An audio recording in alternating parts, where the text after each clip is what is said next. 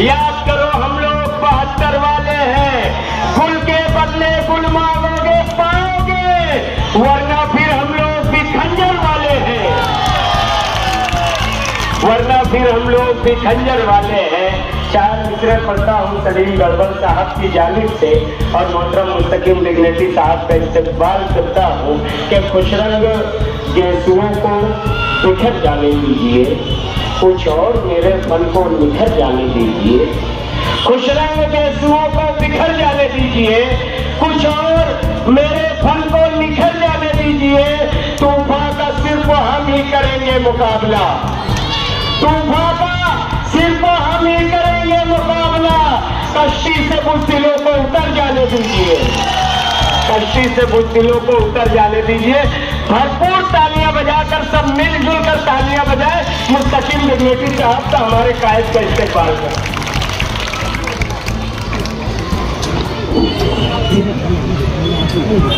आज का ये धरना कई मायने में तारीखी है कि पंडाल के बाहर भी ख्वातीन और मर्द हजरात बैठे हुए हैं। मुझे नहीं ध्यान आता कि इतना कामयाब धरना इस जगह पर इससे पहले मैं कभी देखा हूं। रैली मोर्चा एक अलग है और धरना अलग है। ये मालेगांव शहर की तारीख में लिखा जाने वाला धरना है। मर्द ख्वातीन का मुश्तरका धरना इसलिए रखा गया कि मालेगांव शहर के जज्बात क्या हैं, आज मालेगांव शहर क्या सोच रहा है, ये सरकार और डिपार्टमेंट तक पूरी तरह बात पहुंचे। इस शहर में जो हो रहा है अब ये किसी से छुपा नहीं है, न मर्द हजरात से छुपा है न ख्वातीन से छुपा है। मगर ये हो क्यों रहा है और इस पर कोई कार्रवाई क्यों नहीं होती? हम हमेशा बोले कि कानून के दायरे में रहकर हम काम करते हैं, मगर जो लोग कानून के खिलाफ वर्जी कर रहे हैं उनके ऊपर कानूनी कार्रवाई क्यों नहीं हो रही है, यही इस धरने का मकसद है। और मैं पुलिस डिपार्टमेंट को बता दूं कि ये धरना हम सिंबॉलिक दे रहे हैं। जो गढ़ की यात्रा से शुरू होते हुए एमएसजी कॉलेज हिंदू आक्रोश मोर्चे तक बात आई, ये सिंबॉलिक धरना है। अगर अब भी फिरका परस्तों को रोका नहीं गया तो हमने इस बार तो गांधी के चलने को हथियार बनाया, मगर गांधी लाठी लेकर भी चलते थे। मोर्चा लाठी के साथ निकलेगा। अगर फिरका परस्तों को कंट्रोल नहीं किया गया, उन पर कार्रवाई नहीं की गई तो जब तक कोई कुछ बोल नहीं रहा है, डिपार्टमेंट मुसलसल छूट देता जा रहा है, मुसलसल छूट देता जा रहा है।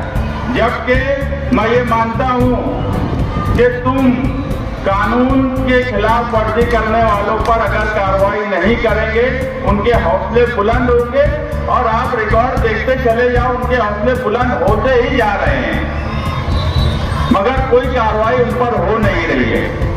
अभी धरने के बाद प्रांत ऑफिसर को जो मेमोरेंडम दिया जाएगा उस पर इससे पहले मोइन अख्तर ने आपके सामने तफसील दी है कि क्या क्या कार्रवाई हम चाहते हैं। ये धरने से इस शहर का दबदबा भी आएगा, डिपार्टमेंट को भी सोचने पर मजबूर होना पड़ेगा कि इस तरफ के लोगों के साथ अगर नाइंसाफी हो रही है तो वो उस पर सोचे और कार्रवाई करे।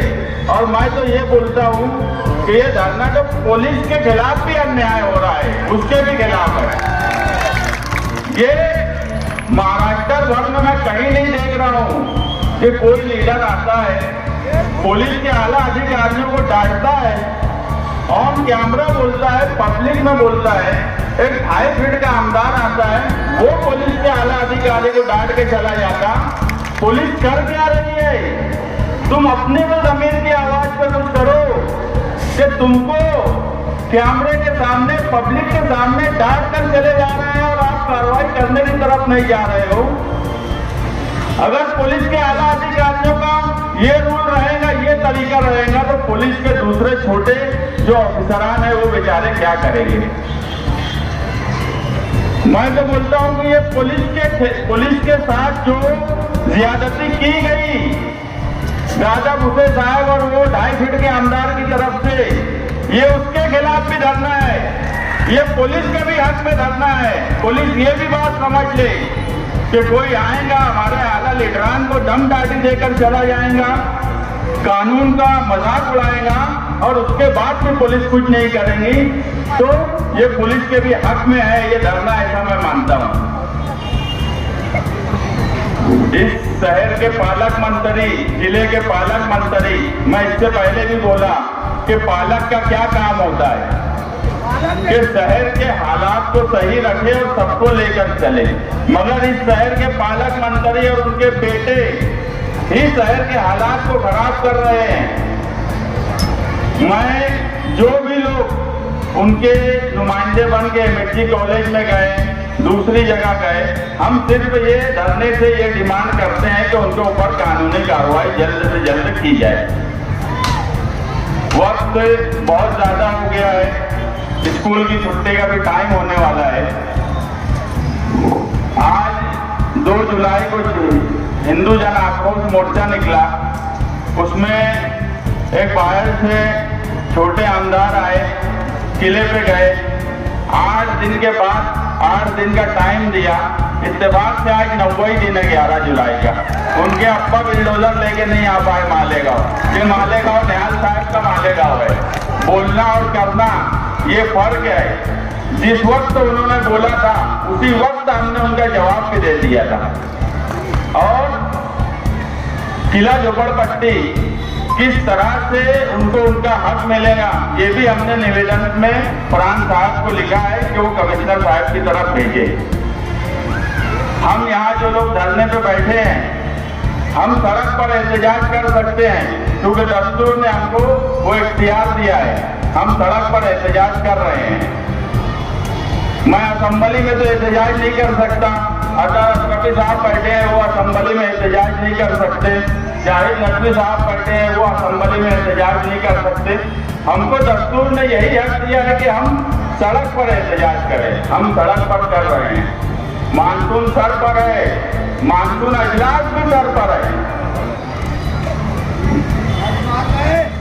मैं शहर और कौम के मामले में हमेशा ये बोलता हूं कि मेरी पार्टी भी 2 नंबर पर। मैं अब जो मुफ्ती इस्माइल साहब से गुजारिश करने जा रहा हूं और मैं हाथ जोड़कर उनसे गुजारिश करता हूं कि इस शहर के दबदबे, विकार, इज्जत के लिए आप जो हालात गढ़ की यात्रा से लेके एमएसजी कॉलेज और हिंदू जन आक्रोश मोर्चे तक हुए, कानूनी एफआईआर मेरे पास है, आप बोलेंगे मैं चलकर पहुंचा दूंगा, आप असेंबली में ये बात रखिए।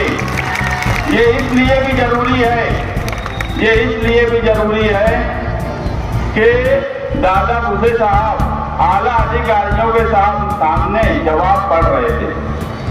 जवाब किसी का भी कानूनी तौर पर पढ़ा नहीं जा सकता, ये कानून के खिलाफ है। मैं ये नहीं बोल रहा कि आप उनके खिलाफ लड़िए, मगर जहाँ कानून बनता है वहां पर अगर कानून तोड़ा जा रहा है तो आप वहां बात रखिए।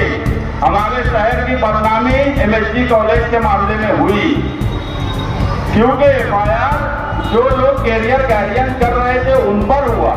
महाराष्ट्र भर के शहरों में ये बात गई कि धर्म परिवर्तन मालेगांव शहर में किया जा रहा है। हम जानते हैं कि ओरिजिनल बात क्या थी, सब लोग नहीं जानते, मगर जब आप असेंबली में सारी सच्चाई बताएंगे तो ये बात महाराष्ट्र भर में जाएंगी। आप ये तो बोलिए कि कोई आदमी कैसे जवाब पढ़ सकता है पुलिस के सामने, आवाम के सामने। ये गलत एफआईआर हुई है, ये एफआईआर वापस होना चाहिए। और जिन लोगों ने धींगा मस्ती की, जिन लोगों ने बैनर को पैरों तले कुचला, उस बैनर पे आप ये सोचिए कि हमारे नबी मोहम्मद सल्लल्लाहु अलैहि वसल्लम का नाम लिखा हुआ था।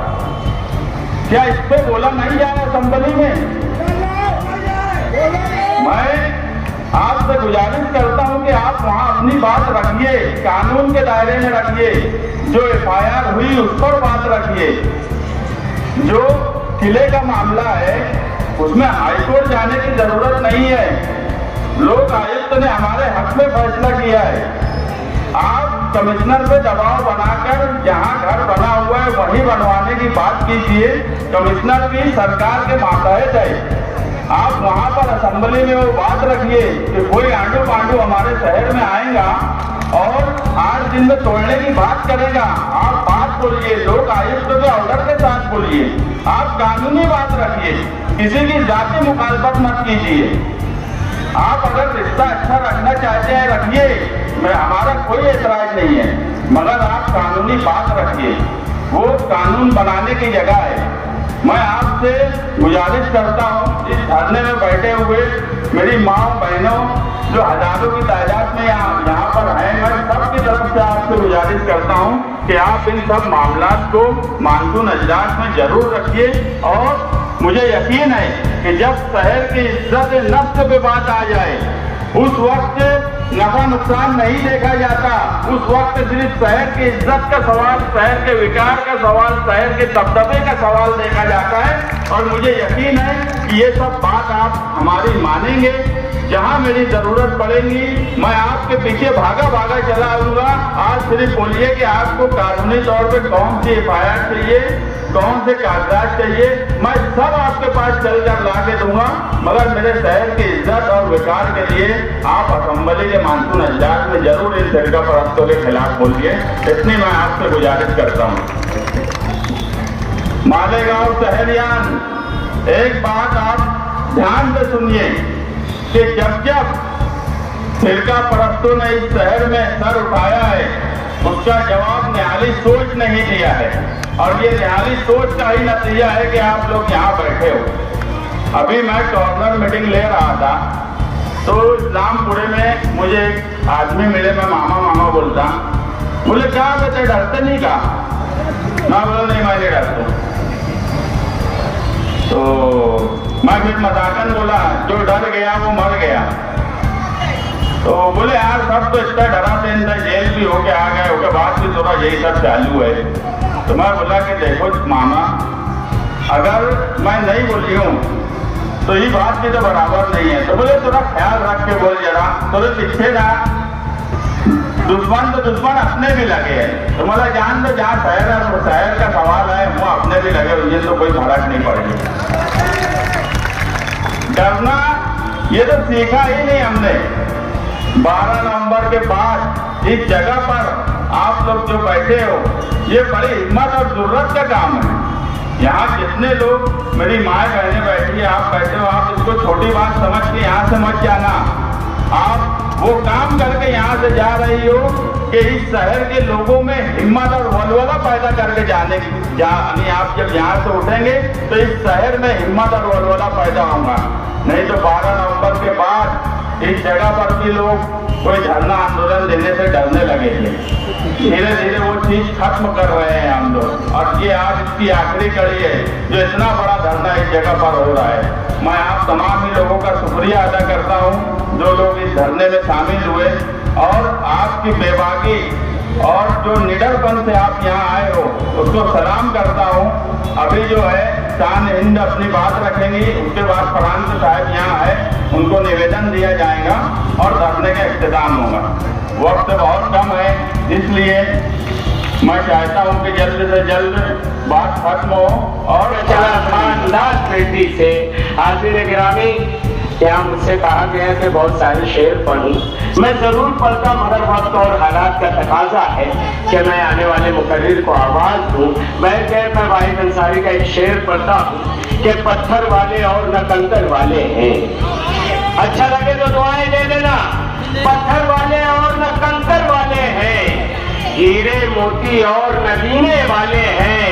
हम क्या जाने, अतर हुसैन अशरफी साहब ने कहा कि हम हिंदुस्तान के कानून को फॉलो करते हैं, हम जमहूरियत पर यकीन रखते हैं कि हीरे मोती और नगीने वाले हैं, कंकर वाले और न पत्थर वाले हैं, हीरे मोती और नगीने वाले हैं। हम क्या जाने अमेरिका और लंदन को, हर बाजू हम लोग मदीने वाले हैं, हर बाजू हम लोग मदीने वाले हैं। साहिबा मैडम साहबा से मैं गुजारिश कर रहा हूँ कि वो तशरीफ लाएं और अपने ज़रीन ख्यालात का इजहार। अस्सलाम। आज का ये प्रोग्राम दस्तूर बचाओ कमेटी की तरफ से किया जा रहा है। दस्तूर बचाओ यानी संविधान बचाओ। जो आजादी दी गई है दस्तूर में, हिंदू मुसलमान सिख ईसाई सबको, उस आजादी का क्या मतलब है? मालेगांव शहर में जिस तरह का जुल्म, जिस तरह की गोली पॉलिसी मालेगांव पुलिस कर रही है, मैं उसकी मदद करती हूँ। यह मालेगांव पुलिस जब बाहर गांव पर आती है तो रात में बैठकर आरोप पत्र बनाती है, लोगों को घरों में उठाकर ले जाती है। यही मालेगांव पुलिस जब गलत यात्रा में पथराव करता है, एक दादा के करीबी एक दादा का बेटा जिसकी निशानदेही दफ्तर के निगरान करते हैं, उसको नहीं पकड़ती। ये क्यों? ये दोगला सुलूक सेंट्रल मालेगांव के साथ क्यों है? क्या कमजोरी है मालेगांव शहर के लीडरशिप में? क्या कमजोरी है शहर के एमएलए की ताकत में, दबदबे में, सच्चाई में, अच्छाई में? कि कोई असर मालेगांव पुलिस पर नहीं है।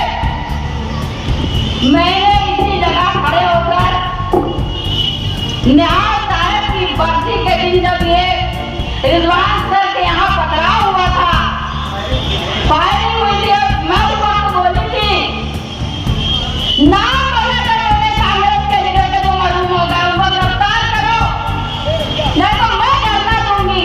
तीसरे दिन गिरफ्तार किया गया था, अब वो मालूम हो गए। लेकिन मैं बोलना ये चाहती हूँ कि आज ऐसा कौन सा तूफान आ गया है कि मालेगांव पुलिस दोगला सलूक कर रही है। सेंट्रल मालेगांव के साथ अलग, आउटर मालेगांव के साथ अलग। एमएससी कॉलेज में जो कुछ हुआ वो एक तरगती क्लास थी, मगर उसको मजहबी रंग दिया गया। मैंने अपने आजादियों में बहुत लिखा उसके बारे में, जो आपने आजादी सकते हैं, उसको रंग दिया। कमाल ये है कि शहर का पालक मंत्री, एमएलए भी है, वजीर भी है, और वो बैठकर पुलिस के बीच में बता रहे हैं कि क्या लिख रही है। अरे वाह रे वाह, शाबाश मालेगांव पुलिस, शाबाश तुम्हारी ये बुद्धि को कि तुम उसके बाद सुनकर लिख रहे हो, तुम जवाब पढ़कर बता रहे हो, तुम्हारे सामने प्रिंसिपल को डांटा जा रहा है और तुम सुन रहे। बड़ी हैरत की बात है, मैंने 22 मई को निहाल साहब के जन्मदिन पर बम्बई के director general of police, Maharashtra के वजीर आला और मालेगांव शहर के ऑफिसरान को, अपनी पार्टी के वर्करों के हमरा एक मेमोरेंडम दिया और उसमें इस बात का जिक्र किया कि महाराष्ट्र में फसादात होंगे। उसके बाद फसादात हुए। सियासी जानकारी का फायदा हमने उठाते हुए अपनी सेकुलर सोच समझ का फायदा उठाते हुए पुलिस को आगाह किया, मगर मालेगांव की पुलिस बुद्धि का भैया सुबह देती है, बार बार यात्रा को आजादी डालना शुरू करती है। एएसपी वालों पर कोई केस नहीं, जिन्होंने जिंगा मस्ती के 3 दिन तक जिंगा मस्ती में जाकर देखते रहे, यहाँ ये करो वहाँ वो करो, कैंप से छावनी तक तमाशा चला। आज बच्चों का एडमिशन एएसपी में नहीं हो रहा है, बहुत बच्चे बहुत सी बातें मैं भी सुनती हूँ। आज जो कुछ हो रहा है, ये शहर की कमजोरी, लीडरशिप की कमजोरी, इस शहर के एमएलए की खामोशी, गूंगापन इसके लिए जिम्मेदार। और सेंटर मालेगांव में कुछ हुआ, जहाँ दादा उसका जिम्मेदार होगा, इस शहर का एमएलए भी जिम्मेदार होगा। तुमको याद होगा अभी मुहर्रम आने वाला है, न्याय ताजिया उठाकर दीवार तोड़ कर गए थे, वो भी अकेले थे ना। उन्होंने अपनी जिम्मेदारी कैसे निभाई? तुमको शायद मालूम नहीं होगा, मेरे बेटे बुलंद इकबाल को उसके बाद हमने का अगवा कर दिया। हमने कभी उसका जिक्र किसी जलसों में नहीं किया कि हमने क्या कुर्बानी की है। ऐसा है, तुझसे बहुत प्यार किया है मैंने, ऐसा है, तुझसे बहुत प्यार किया है हमने, खून को खून से सीख के इजहार किया है हमने। तेरी राहों में अगर जुल्म सितम आएंगे, लेकिन हम उनको सदा में ज्यादा मारेंगे। ये शहर में अमन अगर आता है तो उनको जनता है, लड़ने अगर आती है तो जनता है, तहरीक अगर चलाती है तो जनता है। लीडरशिप देखो आप, जब वो मालेगांव में एक मसला हुआ, बुलंद इकबाल, मुस्तकिम लिबर्टी, सलीम गड़बड़, निहाल, अब उसके निहाल ने ये सब नहीं दिए तो 7-8 दिन जेल में थे। उसके बाद अभी मसला हुआ, निर्णय की जेल में थे। मसला ये है इस शहर का कि पर्दा दर पर्दा, सामने कहना कुछ करना कुछ, और खामोशी, मुसलसल खामोशी, मुसलसल सरगर्दा बेटा परसों के साथ लीडरशिप की दोस्ती, ये इस शहर का सबसे बड़ा अलमिया है। और अगर ये खत्म नहीं हुआ, दर पर्दा दोस्ती और उसके साथ होने वाले अपराध नाकाबिले कबूल हो गए इस शहर के। आपको लगे कि अच्छा है और बिल्कुल यहाँ पर इस्तेकबाल होना चाहिए शान हिंद साहिबा का, तो मैं शेर पढ़ करके आपसे रुखसत ले लूंगा कि हमको मक्तल से बहरहाल गुजरना होगा। अल्लू पीटर साहब कि हमको मक्तल से बहरहाल गुजरना होगा। मुख्तार अदील साहब और तमाम सहाफी बिरादरान कि हमको मक्तल से बहरहाल गुजरना होगा।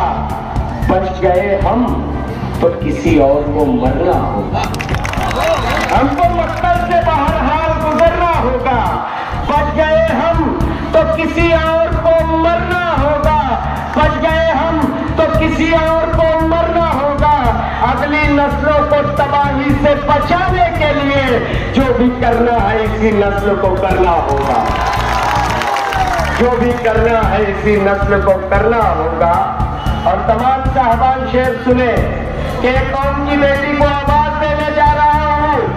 हमको अब इतना भी आसान न समझा जाए, हमको अब इतना भी आसान न समझा जाए, दिल को बहलाने का सामान न समझा जाए। माँ बहन बेटियां दुआ देना कि हमको अब इतना भी आसान न समझा जाए, दिल को बहलाने का सामान न समझा जाए। मैं भी बेटों की तरह जीने का हक मांगती हूँ, इसको गद्दारी का ऐलान न समझा जाए। आ जाए शान हिंद साहिबा का भरपूर तालियां बजा करके इस्तेकबाल करें, कंजूसी न करें, तालियां बजाएं।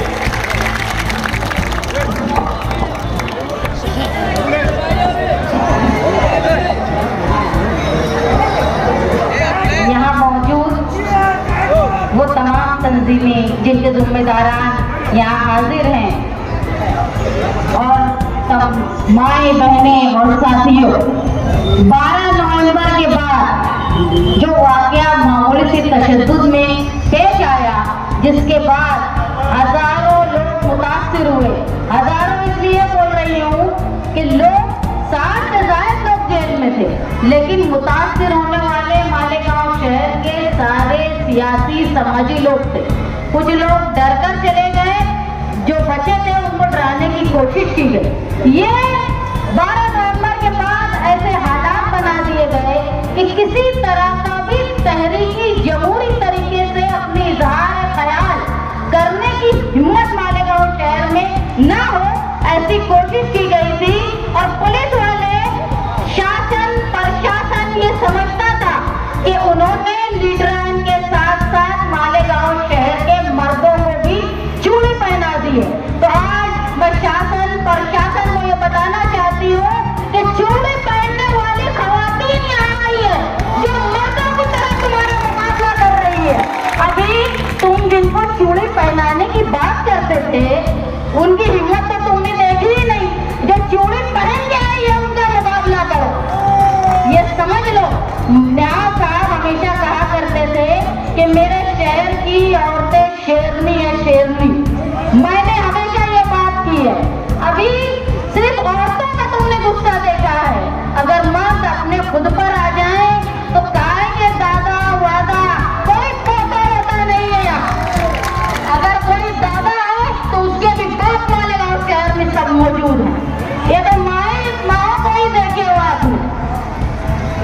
हर वक्त ये बात होती है कि आउटर के एमएलए ने ये पुलिस वालों को डरा दिया, वो खड़ा हुआ, पुलिस वाले ऐसा कर रहे हैं वैसा कर रहे हैं। एक बात बताइए, ऐसे कौन से सुरखाब के पर लग गए हैं आउटर के एमएलए को कि वो हर चीज अपनी मनवा लेता है। मुझे एक वर्कर बोलने लगा कि आउटर का एमएलए हर चीज में मुदाखलत करता है, सेंट्रल के क्यों नहीं? मैंने कहा ये उनका सर। अब ये समझने की बात आपकी है कि एक एमएलए इतनी ताकत रखता है कि जो जैसा हसन हुसैन अशरफी चाचा ने कहा कि इतना गर्व इतनी ताकत वो रखता है कि अगर खाकी वालों ने खाकी को अपना मजहब बताया, वो बता के कसम खाया, उसके बावजूद उसकी ताकत उसकी पावर के आगे वो झुक जाते हैं। तो ऐसी ताकत हमारे पास क्यों नहीं है? फिर हम क्यों ना बोले कि हम सियासी नाअहली सियासी नुमाइंदगी की कमजोरी के शिकार? अगर हम सिर्फ पुलिस के ऊपर दोष देते हैं तो हम भी खाती है कि हम पुलिस पर दबाव डालने के लिए नाकाम रहे। ऐसा नहीं है कि बीजेपी शिवसेना उस वक्त की शिवसेना अब तो टुकड़ों में बढ़ गई, वो इक़्तिदार में पहली बार आई है। 1996 में भी शिवसेना बीजेपी इक़्तिदार में थी, उस वक्त भी पुलिस थी। ऐसे ही मिनिस्टर वक्ती तौर पे दादा बन गए थे, लेकिन साथी निहाल अहमद यहाँ थे जो खाकी को याद दिलाते थे कि तुम्हारे क्या फराज है, तुमको क्या करना है। अगर वो अपनी राह से हटती थी पुलिस तो उनकी मरम्मत भी साथी निहाल अहमद साहब करते थे। ऐसी मरम्मत करने की ताकत तुम्हारी क्यों नहीं है? क्यों 7 लोग जेल में रहते हैं, तुम जवाब नहीं दे पाते? अरे जवाब मुकाबला करना तो दूर की बात, सवाल तो करो। जीतना हारना 2 नंबर की बात है, सवाल तो करो। मसलहत सही है, मसलहत उस वक्त की जाती है जब हालात खराब होने का डर। जब हालात ही खराब हो गए हैं तो काहे की मसलहत? ये बुज़दिली है बुज़दिली। एक बाहर का एमएलए आता है और वो किला झोपड़पट्टी में आकर खड़े होकर ये बोलता है कि अगर 8 दिन के अंदर ये झोपड़पट्टी खाली नहीं हुई तो मैं बुलडोजर लेकर आऊंगा। और लोग खड़े होकर सुनते हैं। अगर सिर्फ आउटर के एमएलए के अंचू पंचू लेके किला पुलिस स्टेशन में पहुंच जाते हैं या किला तक पहुंच जाते हैं, कमिश्नर जाकर खड़ा होता है, तो क्यों हमारे यहाँ के लोग नहीं गए? उस वक्त क्यों नहीं कंप्लेन की उसके खिलाफ? क्यों सिर्फ सारे अधिकार जो है वो आउटर के एमएलए को, हमको क्यों नहीं है और हम क्यों नहीं इस्तेमाल करते? अरे जिनसे जो रिश्ते हैं वो कायम रखो, लेकिन तुम्हारे को वोट देने वालों का हक मत भूलो। आज अगर किसी की बस्ती पे आफत आई है और तुम खामोश हो तो तुमको दुनिया में नहीं ऊपर भी जवाब देना है, वो तो ख्याल रखो।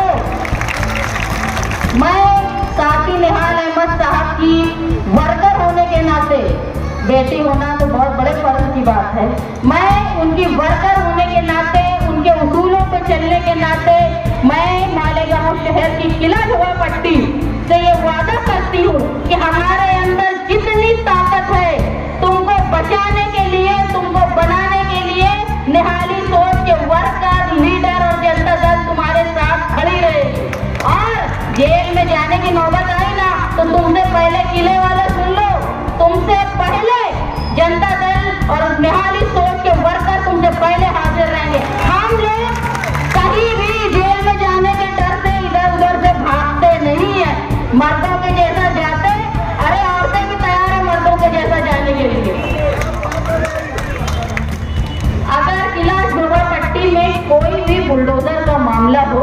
जिस तरह यूपी में बुलडोजर की सियासत चल रही है कि अक़लियत को, मुसलमानों की बस्ती को तोड़ने के लिए बुलडोजर की सियासत की जा रही है। तुम ये समझ लो, अगर सिर्फ एक किला झोपड़पट्टी की बात नहीं है, अगर किला झोपड़पट्टी के ऊपर बुलडोजर चलाने की हिम्मत सरपसंदों की हो गई तो तुम समझ लो मालेगांव शहर की कोई भी मुतनाज़ा झोपड़पट्टी महफूज नहीं रह सकेगी।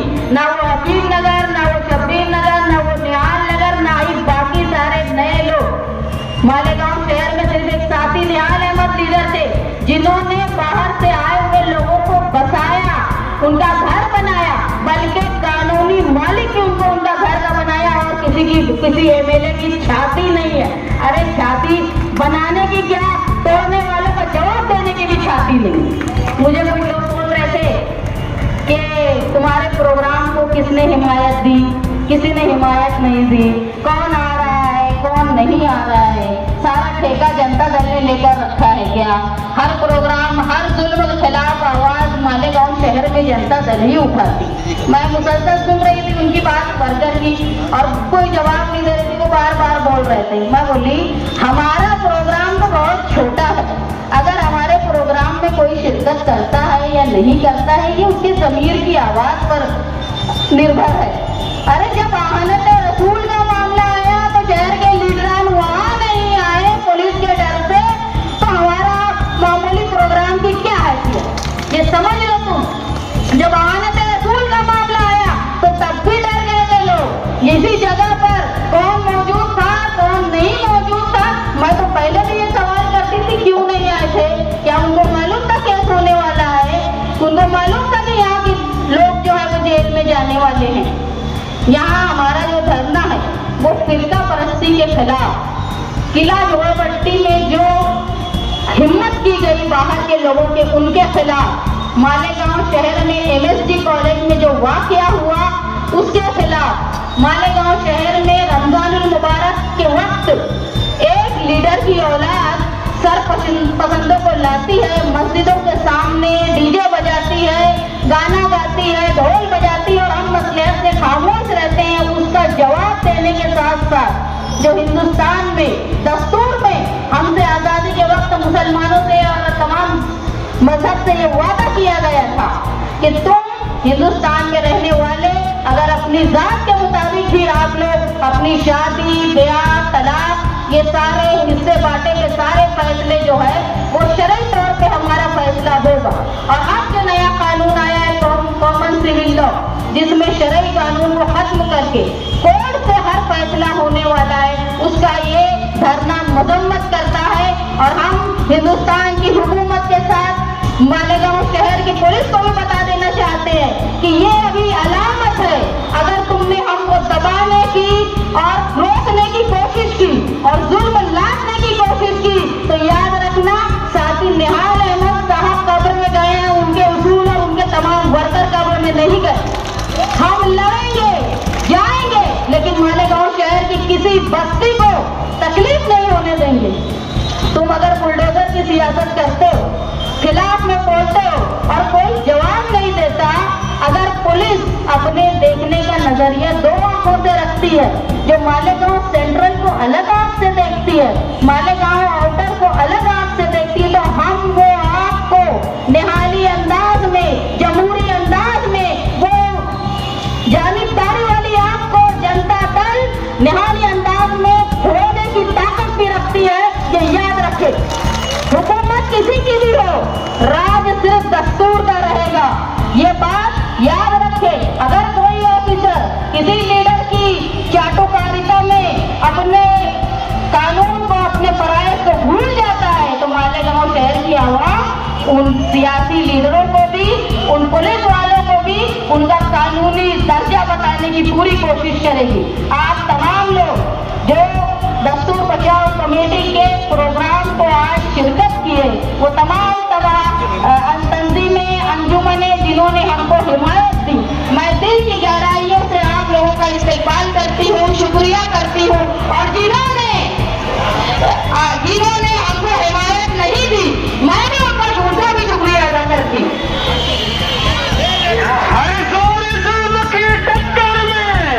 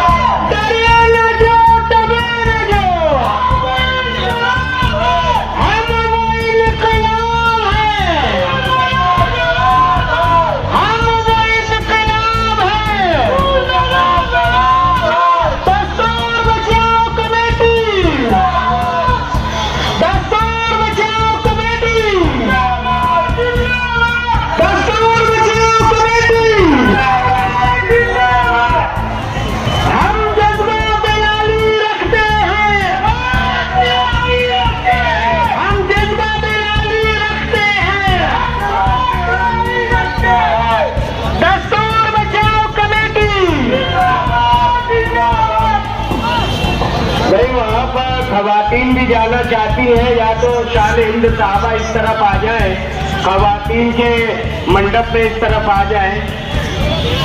ये यहाँ दायरा थोड़ा बड़ा कर दे, है आगे से।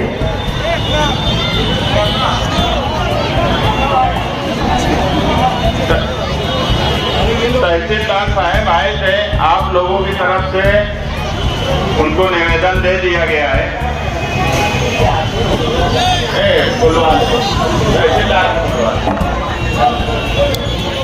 खवातीन की तर्जुमानी करते हुए शान हिंद साहिबा जो है तहसीलदार साहब को निवेदन दे रहे हैं।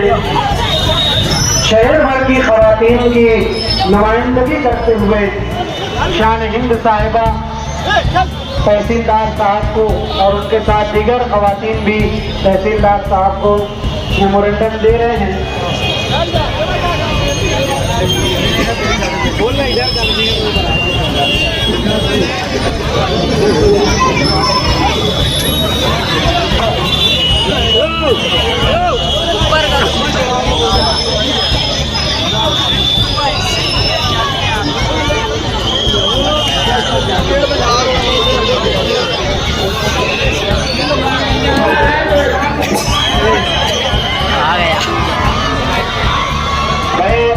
तमाम साहबान का, माँ बहन बेटियों का, खवातीन का, बुजुर्गों का, नौजवानों का, साथियों का और साथ में तमाम साहबी बिरादरान का, वेलकम मास्टर का और दीगर सभी साथी जो दूर खड़े हैं, अब्दुल बासिर का और उनके साथ